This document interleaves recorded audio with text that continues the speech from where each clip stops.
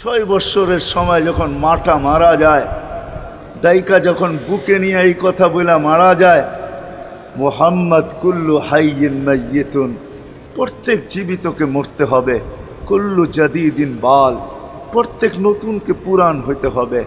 বিদায় বেটা আমি চললাম বইলা জ্বরের ভিতরে জানটা যখন দিয়া দিছেন, হায় হায় আমার মনে হয় আল্লাহ কি করে সইছেন জানি না, এই 6 বৎসরের ছেলে মার বুকের উপরে উঠা মনেই না কত চিৎকার দিছে।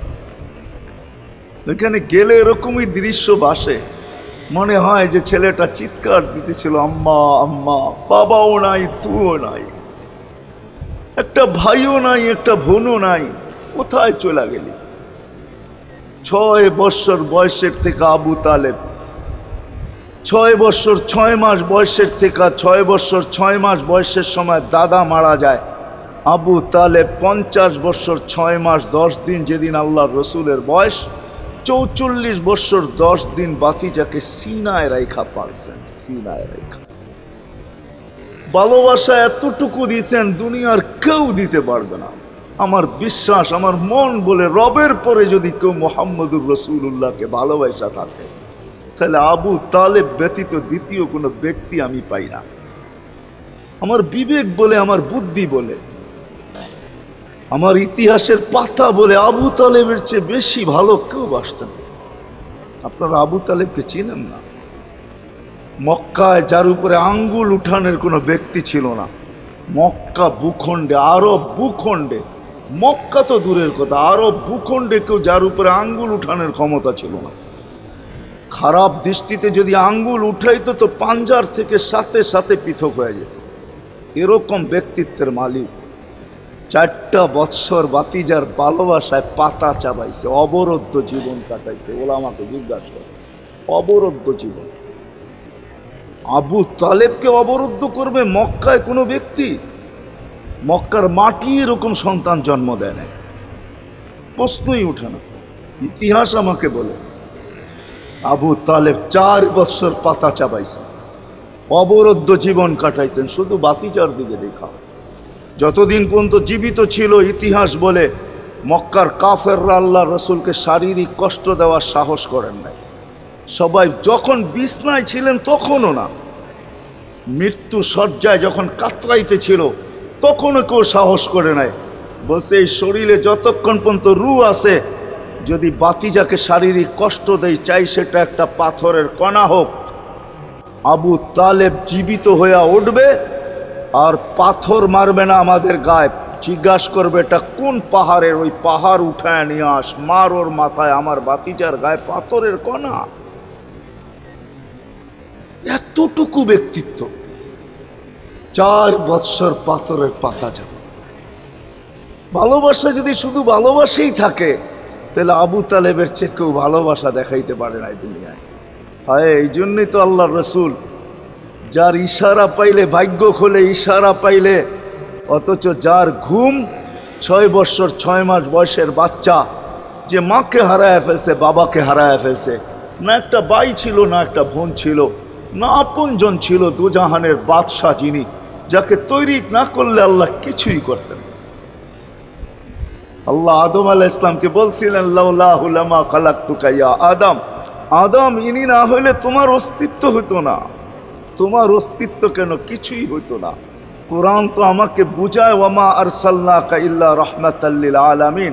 এই আয়াত আমাকে বুঝায় আল্লাহর রসুলের রহমতের কোষ্টি পাথরে মনে হয় আরশও তৈরি হয়েছে, কুরসিও তৈরি হয়েছে, এর ছোঁয়ায় তৈরি হয়েছে। রসুলকে আল্লাহ রহমত বানাইছেন, এক কোষ্টি পাথর, এক পাথর, পরশ পাথর, যার ছোঁয়া দিছেন আর তৈরি হয়েছে, ছোঁয়া দিছেন আর তৈরি হয়েছে। তৈরি যখন সব শেষ, তখন আল্লাহ ঘোষণা দিছেন ওমা আরসালনাকা ইল্লা রাহমাতাল লিল আলামিন। সমগ্র জগতের জন্য আপনি রহমত। ওই মুহাম্মদুর রাসূলুল্লাহর ইঙ্গিত পাইলে ভাগ্য খুলতো, ইঙ্গিত। আবু তালেবের বুকে তো আল্লাহ রসুলের রাত্র কাটছে। ইতিহাস আমাকে বলে, আমার বিবেক বলে, আমার বুদ্ধি বলে, আমার বিদ্যা বলে। আল্লাহর রসুল গুলশাবকে ইশারা করছেন, সে মরাটা জীবিত হইয়া চিৎকার দিতে দেরি করে না, লাব্বাইক ওয়া সাদাইক ইয়া যাইনা ওয়াফা ইয়াউমিল কিয়ামা। গুইসাব বলতেছিল দোজাহানের বাদশাহ ইশারা করতে দেরি, আমার ভাগ্য খুলতে দেরি হয় নাই, কিয়ামত পর্যন্তর জন্য আমার ভাগ্য খোলা গেছে। তা আল্লাহর রাসূল বলছে, এত সুন্দর আরবি বলিস, শিখলি তো শিখলি কোত্থেকে, তোকে কিছু আরো জিজ্ঞাসা করি, লিমান তাবুদ, ইবাদত কার করিস?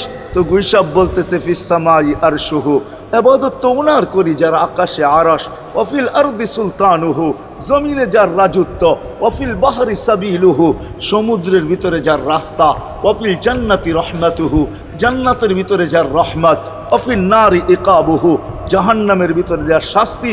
বলছে মান আনা, আমি কে? বল না। তো বলছে আনতা রাসূল রাব্বিল আলামিন, আপনি সমগ্র জগতের রবের রসুল, খাতামান নবিয়্যিন, আপনার পরে আর কোনো নবী আসবে না, আপনি নবুয়তের ঘরের তালা, এই ঘরে আর কেউ ঢুকবেও না, আর কেউ বাহিরও হবে না, আপনি সর্বশেষ নবী। মান আমানা বিকা ফাজ, যে আপনার গোলাম হবে, আপনার অনুগত্য হবে, শুধু ভালোবাসবে না, আপনার অনুগত্য হবে, তার কপাল আমার মতো খোলা যাবে। ওমান কাযিবা খাবা ওয়া খাসির, যার ইঙ্গিত পাইলে ভাগ্য খোলে। হায় হায়, যার শরীরে টাচ লাগলে ভাগ্য খোলে। আল্লাহ রসুল জুমার নামাজ পড়াইতেন খেজুর গাছের উপরে পিঠ লাগায়া। ওই সময় মেম্বর ছিল না, কে জানি কোত্থেকে মেম্বরের প্রযুক্তি শিখা আসছে। আইসা বলছে, ইয়া রাসূলুল্লাহ, মেম্বর বানায়া দেই। আর কতদিন দাঁড়ায় দাঁড়ায় খুতবা দিবেন, মেম্বরে উঠবেন বসবেন খুতবা দিবেন। তো খুদ মেম্বর যখন বানায়া দিছে, আল্লাহ রসুলেরও পছন্দ হয়েছে, দাঁড়ায় দাঁড়ায় আর কতদিন খুতবা দিব। মেম্বরে পা রাখতে দেরি, শুকনা খেজুর গাছ বাচ্চার মতো কানতে দেরি করে নাই। আল্লাহু আকবার। শুধু কাঁদে নাই, সে তো বলতেও ছিল মনে হয় আমার কাছে যে শুধু কাঁদে নাই, বিলাপ করতেছিল সে, কোত্থেকে এই ব্যক্তি আসলো, সে কোত্থেকে মেম্বরের প্রযুক্তি পাইল, আর মেম্বরই বা কোত্থেকে বানাইলো, আমাকে বঞ্চিত করলো তো করলো কেন? আল্লাহর রসুল তার কান্নার আওয়াজে নিচে নেমে আসছেন, হাত বুলাইতেছিলেন, সান্ত্বনা দিতেছিলেন, তোকে ছোঁয়া দিতে থাকবো, পায়ের নিচে রেখা দিব, তোর গায়ে ছোঁয়া দিয়া মেম্বরে উঠবো। আল্লাহর রসুল শান্ত করতে পারেন নাই। সর্বশেষ যখন বলছেন তোকে জান্নাতে নিয়ে যাব, তুই দুনিয়া আমাকে খেজুর খাওয়াইতে পারিস না, জান্নাতে নিয়ে যাব, তুই জান্নাতে খেজুর দিবি, আমি মন বড়া খাবো। তখন যে তার কান্না ঠান্ডা হয়েছে। মেরে দোস্ত, যার ছোঁয়া লাগলে ভাগ্য খোলে। আবু তালেব তো বুকে ঘুমাইতেন, মুহাম্মদুর রাসূলুল্লাহ তো আবু তালেবের বুকে ঘুমাইতেন। শুধু ছোঁয়া না, যাকে কাছের থেকে দেখলে ভাগ্য খোলে। আল্লাহ রসুল ঘুমায় আছে, জাবের রাদিয়াল্লাহু তাআলা আনহু পাহারা দিতেছেন। দূরের থেকে একটা গাছ মানুষের মতো হাঁটতে হাঁটতে আসতেছিল, মাথার কাছে দাঁড়াইছে। দীর্ঘক্ষণ দাঁড়ানোর পরে চলে যায় নিজের গায়ে জায়গায় লেগে গেছে। ঘুমের থেকে যখন উঠছেন তো বলতেছিলেন, ইয়া রাসূলুল্লাহ, জাদু দেখলাম। কয় কিসের জাদু? কই গাছটা দূর থেকে আসলো, মানুষের মতো হাঁটতে হাঁটতে আপনার মাথার কাছে দাঁড়াইলো। দীর্ঘক্ষণ দাঁড়ানোর পরে আবার চলে যায় নিজের জায়গায় লেগে গেল। মনেই হয় না সে একবার উঠে আসছিল। আল্লাহর রসুল হাসতেছিল আর বলতেছিল, ও দূর থেকে আমাকে দেখতেছিল, ওর মন ভরতেছিল না। ও আল্লাহর কাছে দোয়া করছে, আল্লাহ তোমার হাবিব এত কাছে, আমি এত দূরে, একটু অনুমতি দাও না, মাথার কাছে যায় একটু মন ভরা দেখি। হায় হায় হায় হায় হায়, ভালোবাসার জায়গায় ভালোবাসা থাকলে চলবে না, ওই দিকে নিয়ে যাইতেছি, লম্বা কথা হবে না। কেন আমার মেমোরি, আমার আইসি অনেক আগেই বন্ধ হয়ে গেছে, আমাকে 10টার আগে বসাইতে হবে, তাহলে আমার আইসি ওপেন থাকবে। 10টা বেজে গেল, এরপরে এটা অফ হয়ে যাবে, এটা আর খোলা যাবে না। এই জন্য লম্বা করা যাবে না, শর্টের ভিতরে। কিন্তু সিরাত এই জন্য বুঝাইতেছি আপনাদেরকে, সিরাত যদি না হইতো, এই হিডিং আমাকে দায়িত্ব দিতেছে যে আমি সিরাত প্রয়োজন কেন এটা বুঝাই। ডাইনে বামের কথা না বলি, সিরাত কেন প্রয়োজন, কতটুকু প্রয়োজন, শ্বাসে শ্বাসে প্রয়োজন না কদমে কদমে প্রয়োজন, জীবনের প্রত্যেক পর্বে পর্বে প্রয়োজন, না শুধু আখেরাতে প্রয়োজন, দুনিয়ায় প্রয়োজন না। না না, এটাই বুঝাইতে চলতেছিলাম আপনাদেরকে, যে এই রসুলকে কাছের থেকে দেখলে ভাগ্য খোলে, যার কথা মানতে পারলে ভাগ্য খোলে। হায় হায়, কেমনে বুঝাবো? জানোয়ার চিনছে, আমরা চিনি নাই। বিদায় হজের দিন আল্লাহর রসুল সাল্লাল্লাহু আলাইহি ওয়াসাল্লাম উট জব করছেন, উট 100-র উপরে উট জব করছেন, 40টার মতো নিজের হাতে করছেন, বাকিগুলা আলী রাদিয়াল্লাহু তাআলা আনহু করছেন। যখন আল্লাহ রসুল করতেছিল তো উটদের ভিতরে ঝগড়া চলতেছিল, কার আগে কে আসবে আর হুজুরের ছুরির নিচে গলা দিবে। উট চিনছে, আমরা চিনি। এই জন্যই তো প্রথমে বললাম একজনও পাওয়া যাবে না। চুল শতবার কাটলাম, আজ পর্যন্ত একবারও উচ্চারণ করলাম না সেলুনে যায়া যে আজকের চুল আমাকে নবীর স্টাইলে কেটে দিবে। তোর সব স্টাইল, আমি নবীর স্টাইলে কাটতে আসছি, আমাকে নবীজির স্টাইলে কেটে দিবে। কি বলছেন কোনোদিন কেউ? হ্যাঁ, হাত উঠে বলেন, কেউ বলছেন কোনোদিন? না না না না না। আপনি ভালোবাসেন বটে, কিন্তু আমার বিশ্বাস যদি একদিনও বলতেন আর একদিনও কাটতেন তা আল্লাহ রসুলের সিরাত আদর্শ এতটুকু দামি, একদিনের চুল কাটা আপনাকে জান্নাতে নিতে পারতো। একদিনের চুল বিশ্বাস হয় না? হ্যাঁ, মনে হয় না যে একদিনের চুল কাটা দিয়া জান্নাতে যাব কি করে, ঠিক না?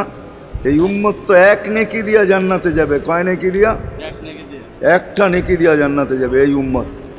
অন্য উম্মতের কথা জানি না আমি, এই উম্মত এক নেকি দিয়া জান্নাতে যাবে। নবীর একটা আদর্শের কারণে জান্নাতে যাবে। সিরত মানি আদর্শ, আর এটা আমরা কদমে কদমে মোহতাজ। কেননা এই ছোট জীবনটা যদি গ্রহণযোগ্যতা পর্যন্ত পৌঁছাইতে হয় আল্লাহর কাছে, চাই নারী হই, চাই যুবক হই, চাই বৃদ্ধ হই, যেই মানুষই হই না কেন, যেখানেরই হই না কেন, যেই বাসারই হই না কেন, যেই বর্ণেরই হই না কেন, যেই পেশারই হই না কেন, যেই সোসাইটিরই হই না কেন, এই জীবনটাকে যদি গ্রহণযোগ্যতা পর্যন্ত পৌঁছাইতে হয় কার কাছে? দুনিয়া আলাদের কাছে না, মালিকের কাছে, যিনি এক ফোঁটা পানির থেকে অস্তিত্ব দিছেন, যার কাছে আবার আমাদেরকে ফিরা যেতে হবে। পালানের কোনো সুযোগ নাই। এই জন্যই কোরআন আমাদেরকে বোঝায় আইনাল মাফার। আল্লাহ বলতেছে কোথায় ভাগবে তুমি, বলো কোথায় ভাগবে? কবির কথাই সত্য, যদিও নাকি পালাও তুমি আকাশেতে লাগিয়ে সিঁড়ি, সিঁড়ি লাগাও যদি আকাশে চলে যাও, তো আল্লাহ বলে তোমার বাগার কোনো সুযোগ নাই। কেননা ইল্লা বিসুলতান, ওইখানেও আমার রাজত্ব, এইখানেও আমার রাজত্ব, ডাইনো আমার রাজত্ব, বামে আগে পিছে উপরে নিচে সর্বত্র আমার রাজত্ব। আমার রাজত্বের বাহিরে যাওয়ার ক্ষমতা তোমাদের নাই। দ্বিতীয় কথা এটো, আইনা আনা মাআকুম আইনা মা কুনতুম, যেখানে যাবে ওইখানে আমি সঙ্গে থাকবো, আমাকে দূর করতে পারবে না। যদি করো তাহলে তুমি থাকবে না, তোমার অস্তিত্বই থাকবে না। কেন আমাদের ভিতরে আল্লাহ নাই বটে, কিন্তু আল্লাহর একটা পাওয়ার আছে যেটাকে রূহ বলে। কুলির রূহ মিন আমরি রব্বি, আল্লাহর একটা পাওয়ার, একটা সিফত, সবচেয়ে শক্তিশালী পাওয়ার যেটা, ওইটা আমাদের ভিতরে আল্লাহ ঢুকায় রাখছেন, যেটাকে আমরা রূহ বলি। কোরআনের ভাষায় রূহ বলে, বাংলা ভাষায় আত্মা বলে। যেটাকে আমরা আত্মা বলি ওটা আল্লাহর হুকুম ছাড়া কিছু না। আল্লাহ বলে ওটা মনে করে নাও আমি তোমার ভিতরে আছি, কেন এটা আমারই জিনিস। কুলির রূহ মিন আমরি রব্বি, আমাকে পৃথক করলে আর তুমি থাকবে না। তখন তোমার চক্ষু থাকবে আইন লা তানজুর, তোমার চক্ষু থাকবে দেখবে না। উদুন লা তাসমা, কান থাকবে শুনবে না। লিসান লা তান্তিক, জবান থাকবে কিন্তু জিহ্বা থাকবে কিন্তু বলবে না। আকলুন লা তুমাইয়িজ, তোমার মগজ থাকবে ভালো মন্দ বুঝবে না। কলব লা তাতাফাক্কার, দিল থাকবে কিন্তু চিন্তা করার ক্ষমতা তোমার থাকবে না। ইয়াত লা তাফতিশ, হাত থাকবে ধরবে না। রিজল লা তামশি, পাও থাকবে চলবে না। তুমি হবে লাশ। লাশ। ওই আল্লাহ পর্যন্ত যদি গ্রহণযোগ্যতায় পৌঁছাইতে হয়, ওইখান থেকে বাহির হয়ে গেছি। ভালো তো বাসি, কিন্তু আগেরটুকু জানি না। ও মেরে দোস্ত, শুধু ভালোবাসলে চলবে না। আবু তালেবের চেয়ে বড় ভালোবাসা আপনার আমার ছিল না, ছিল না। সাহাবাদের মতো ভালোবাসা আপনার আর আমার নাই, আছে নাকি? হ্যাঁ, আবু তালেবের মতো ভালোবাসা ছিল। চলেন শর্ট করি। আবু তালেবকে নিজের হাতে আল্লাহ রসুল কবরে রাখছেন। যখন রাখতেছিলেন তখন চিৎকার দিতেছিলেন, আম্মি মা তারাক্তালি সাবিলা, চাচা কোনো রাস্তা রাখলেন না আমার জন্য। বলছিলাম কলেমা পড়েন, পড়লেন না। বলছিলাম ঠোঁটটা হেলান, হেলাইলেন না। বলছিলাম চুপ থাকেন, তাও থাকলেন না।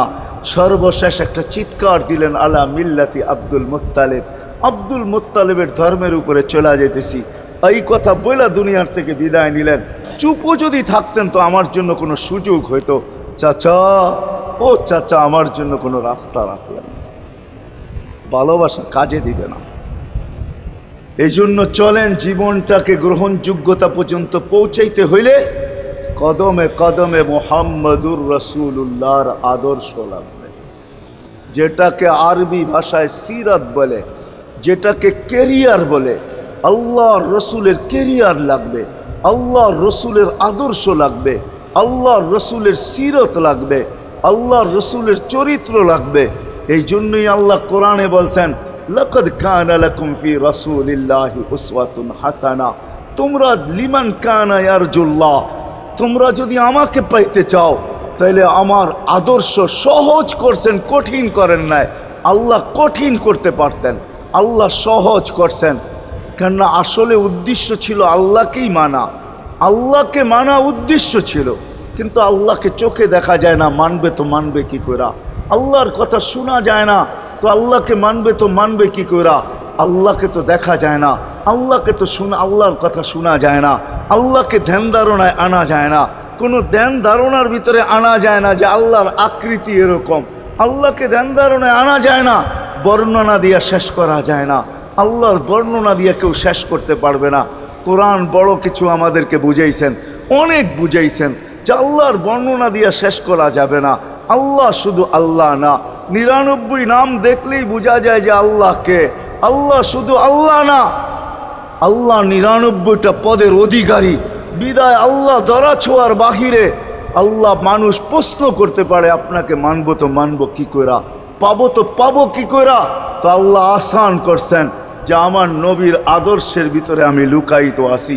ফুলের ভিতরে যেরকম ঘেরান লুকায়িত থাকে, আমার নবীর আদর্শের ভিতরে আমি লুকায়িত। নবীর আদর্শ মানতে থাকবে, আমাকে পাইতে থাকবে।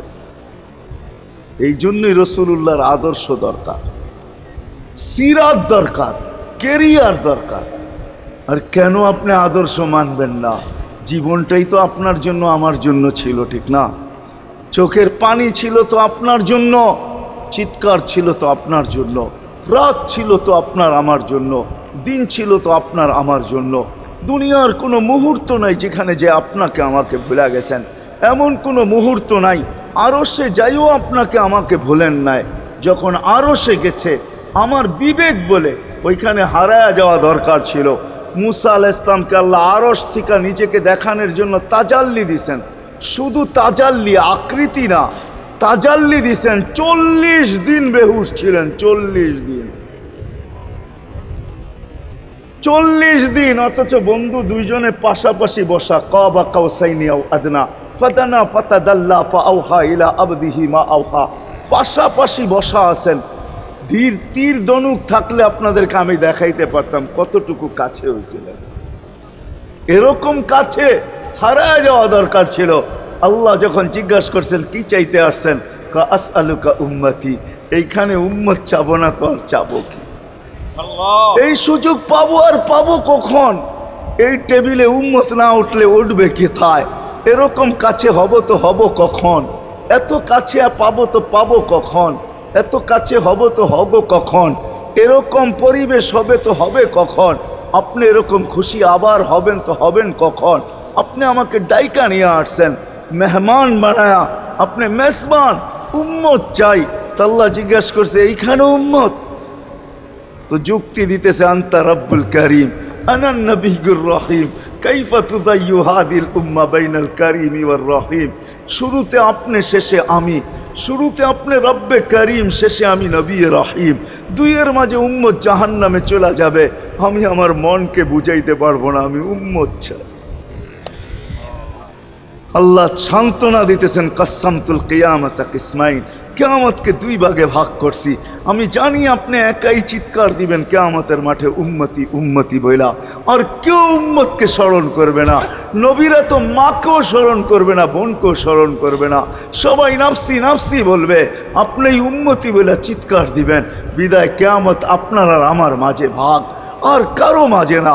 সালতো তা সাফি তো সাফা, ওই দিন আপনি চাইতে থাকবেন, আমি দিতে থাকবো। আপনি সুপারিশ করবেন, আমি মঞ্জুর করতে থাকবো। লা ইউখজি কাফি উম্মতিক, আপনার উম্মতের ব্যাপারে আপনাকে আমি লজ্জিত করব না। কোরআন আসছে আল্লাহর রসুলের কাছে, অদ্দুহা ওয়াল লাইলি ইদা সাজা মা ওয়াদ্দাআকা রাব্বুকা ওয়া মা ক্বালা। এই সূরার ভিতরেই আছে সাউফা ইউতিকা রাব্বুকা ফাতারদা, আপনাকে আমি রাজি করে ছাড়বো। কোরআন যখন নাজেল হইতেন তো কি অবস্থা হইতো ওলামারা জানে। আল্লাহর রসুল ঘামতে থাকতেন, এতটুকু কষ্ট হইতো, কখনো কখনো বলতেন কাদার রু আইয়া খরুজ, মনে হয় আমার রুটা বাহির হয়ে চলে যাবে। ওই কষ্টের ভিতরে জিবরিল যখন সাউফা ইউতিকা রাব্বুকা ফাতারদা পড়তেছিল, ওইখানেই থামায়া দিছে, জিবরিল থামো। বলছে কেন, সূরা এখনো শেষ হয় নাই। বলছে থামো, আল্লাহ আমাকে রাজি করতে চাইতেছেন, আমি এই মুহূর্তেই আল্লাহর কাছে কিছু চাইতে চাইতেছি। বলছে তোমাকে সাক্ষী রেখা। বলছে কি চাবে? তো চিৎকার দিয়া বলতেছে ইলাহি লান আরদা, ইলাহি লান আরদা হাত্তা ইয়াকুনা ওয়াহিদ মিন উম্মতি ফিন নার। ও মাবুদ, ও এলাহি, ও আল্লাহ, এক উম্মত জাহান্নামে থাকা পর্যন্ত আপনার উপরে রাজি হব। আল্লাহ, এক উম্মত থাকা পর্যন্ত রাজি হব না। যে আরশে যায় বলে নাই, কিয়ামতের মাঠেও বলবে না। উম্মতি চিৎকার দিবে, হাসান হোসাইন দিবে না। হাসান হোসাইন কলিজার টুকরা ছিল, কোনো একদিনের কাহিনী। হাসান হোসাইন জিজ্ঞাসা করছে নানা যান আপনি উত্তম না আমরা উত্তম? আল্লাহ রসুল সাদা সিধা জবাব দিছে আমি উত্তম, আমি সাইয়্যিদুল আউয়ালিন ওয়াল আখিরিন, আনা সাইয়্যিদা উলদি আদম, লিওয়াউল হামদি বিয়াদি ইয়াউমাল কিয়ামা। হায় হায়, আল্লাহর জান্ডা কিয়ামতের দিন আমাদের নবীজির হাতে থাকবে। মাধবদীর মানুষ বোঝেন আমি যেটা বুঝাইতে চাইতেছি। ওই হাসান হুসাইনের খবর নিবেন না, নিবে উম্মতের খবর। জিজ্ঞাসা করছে নানা যান আপনি উত্তম না আমরা? আল্লাহ রসুল বলছে আমি উম্মত। দুইজনে হাসতে হাসতে কুটা কুটা। আল্লাহ রসুল বলছে এত হাসো কেন? জবাব হয় নাই। মানি আমরা দুইজন উত্তম। কি কইরা তোমরা দুইজন উত্তম? প্রমাণ। আমাদের আম্মাজানকে চিনেন? তা আম্মার পরিচয় দিয়া বলতেছে উম্মুকা লাইসা বিশাই, আমাদের আম্মার সামনে আপনার আম্মা কিছুই না। আমাদের আব্বাকে চিনেন? আব্বার পরিচয় দিয়া বলতেছে আবু কালাইসা বিশাই, আপনার আব্বা আমাদের আব্বার সামনে কিছুই না। আমাকে নানা জানতে চিনেন? চিনেন আমাদের নানা জানকে? আমাদের নানা জানের সামনে জাদ্দু কালাইসা বিশাই, আপনার নানা জানের তো মানুষ নামই জানে না। অনেকে আছে এখানে আল্লাহ রসুলের নানার জাম জানে না। জানেন? জানে না। আপনার নানার নামই মানুষ জানে না। আমাকে নানা জানকে চিনেন? তো দুইজনকে উঠায়া কোলে নিয়ে চুমা খাইতেছেন আর বলতেছেন তোমরাই উত্তম, মাইনা নিলাম। হায় হায়, ও মাধবদীর মানুষ যে কিয়ামতের মাঠে বলবে না, যে দুনিয়ার থেকে যখন বিদায় নিতেছিলেন, হায় হায়, মালাকুল মউত যখন অনুমতি চাইতেছিলেন বুকে হাত রাখবো কি রাখবো না, তো বলছে অনুমতি দিব। আইনা আখি জিবরিল, আমার ভাই জিবরিল কোথায়? তো বলছে দেখা আসছি ফি সামাইল উলা, প্রথম আকাশে।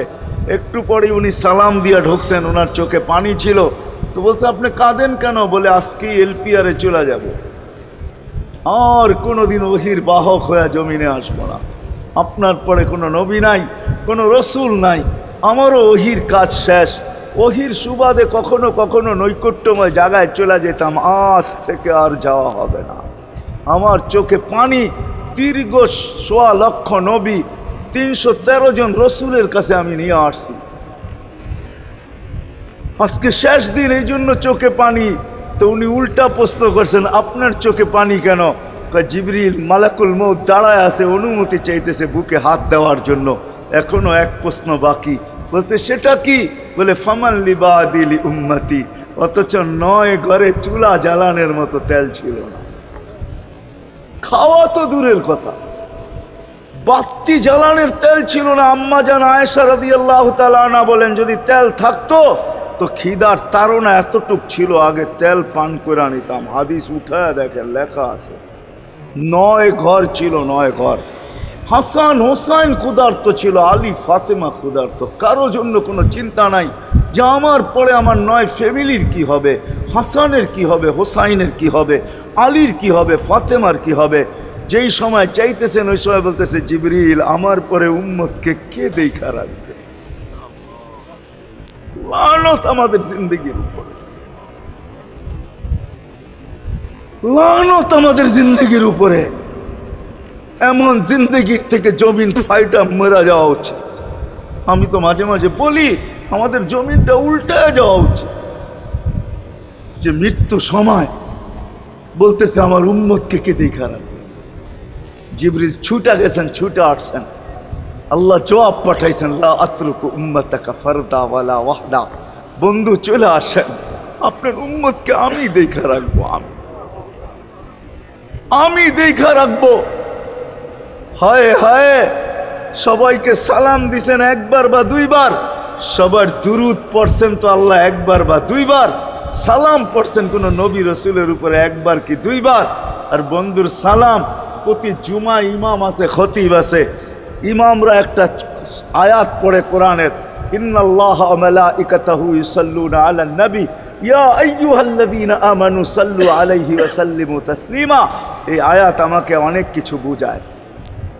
ইমাম ওলামারা, আলেম ওলামারা বলবে এই আয়াতে আমাদেরকে দুরুদ পড়ার হুকুম দিছেন, আমিও বলবো দুরুদ পড়ার হুকুম দিছেন। কিন্তু আমার প্রশ্ন আছে এখানে, আমার প্রশ্ন, আল্লাহ আমাদেরকে পড়তে বলতেছেন, ঠিক আছে, আমরা কয়দিনই থাকবো আর কয়দিনই পড়বো, একদিন তো আমরা মারা যাব, তো আপনার বন্ধুর উপরে দুরুদ কে পড়বে? আল্লাহ বলে, বেওকুফ দেখোস না, ফেরেশতাদের নাম নিছি, ফেরেশতারা পড়বে। আমি যদি আল্লাহকে উল্টা প্রশ্ন করি, একদিন তো ফেরেশতাও থাকবে না, মালাকুল মউত মারা যাবে। আপনি আরশের নিচে লিখেই রাখছেন, ইন্নী কাতাবতুল মাউত আলা মান তাহতা আরশি আল্লাযী হাইলা ইয়ামুত ফাহুয়া ফাওকা আরশি। আমার আরশের উপরে যে সে চিরঞ্জীব, যে নিচে আছে তাকে মৃত্যুর স্বাদ পান করতে হবে, একদিন তো ফেরেশতা মরে যাবে। আমাদের নবীজির উপরে দুরুদ কে পড়বে? আল্লাহ বলে, গণ্ড মূর্খ, তুই দেখোস না প্রথম আমার নামটা আল্লাহ লেখা আছে, ইন্নাল্লাহা, আমি আল্লাহ পড়তে থাকবো, আমি আল্লাহ চিরঞ্জীব, আমার বন্ধুর দুরুদ কখনো বন্ধ হইতে দেই না, আর দিব না। হায় হায় হায় হায় হায়, ওই রসুল। আল্লাহ বলে উম্মতকে আমি দেখা রাখবো। জিবরিল বলতেছে, ইন্নাল্লাহা ইয়ান্তাযিরুক, আল্লাহ আপনার অপেক্ষা করতেছে। উর্দু জগতে খুশির বন্যা বইতেছে। কেন? সব নাচতেছে উর্দু জগতে, এমনকি আরশ পর্যন্ত ঝুমতেছে, হাবিব ইউসিলুল হাবিব। আজকে বন্ধু বন্ধুর কাছে চিরদিনের জন্য চলে আসবে। খুশির বন্যা চলতেছে, অনুমতি দেন না। আল্লাহ উম্মতকে দেখা রাখবে, যে মরার সময়ও চোখে পানি তো আমাদের জন্য পানি। চলেন শেষটা শুনায়া দিয়া শেষ করতেছি। লম্বা হাদিস আমি শর্ট করতেছি, তাহকিক উলামা একরাম করে নিয়েন, আমি শুনায়া দিয়া যেতেছি আপনাদেরকে। নফকা দুইটা হবে, প্রথমটাকে বলে কিয়ামতের জন্য, দুইবার সিংহায় ফু হবে, একবার ধ্বংসের জন্য, দ্বিতীয়টা হবে নফকাতুন নুশুর বলে এটাকে। দ্বিতীয়টা আমাদেরকে কবর থেকে উঠানের জন্য হবে। কিন্তু সব মারা যাবে, আল্লাহ 4 জনকে পয়দা করবেন কুদরত দিয়া, জিবরিল, মিকাইল, ইসরাফিল, মালাকুল মউত, 4 জনকে পয়দা করবেন। জিবরিল আলাইহিস সালাম কাঁদতে থাকবে, 3 জন জিজ্ঞাসা করবে, কাঁদো কেন? এখনই ইসরাফিলকে সিংহায় ফু দেওয়ার হুকুম হবে নফকাতুন নুশুরের জন্য। আমাকে হুকুম হবে, বন্ধুকে নিয়ে আসো মাকামে মাহমুদে, আমি মৃত্যুর পরে ভুলে গেছি ওনার কবর কোথায়। 3 জন বলবে, জমিনকে জিজ্ঞাসা করো। তো জমিনকে জিজ্ঞাসা করবে, জমিন বলবে, কাদ দাক্কানি আল্লাহু দাক্কা ফানাসিতু। প্রথম সিংহায় ফুতে আল্লাহ এরকম ছানছেন, আমিও ভুলে গেছি রাখছি কোথায়। অনেক সময় হয় জিনিস যাবে খুঁজতেছে সারা ঘরে, ঠিক না? হয় না? হয় না? হ্যাঁ, জিনিস জ্যাবের ভিতরে, পকেটের ভিতরে, কিন্তু খুঁজতেছে সারা ঘরে খুঁজতেছে।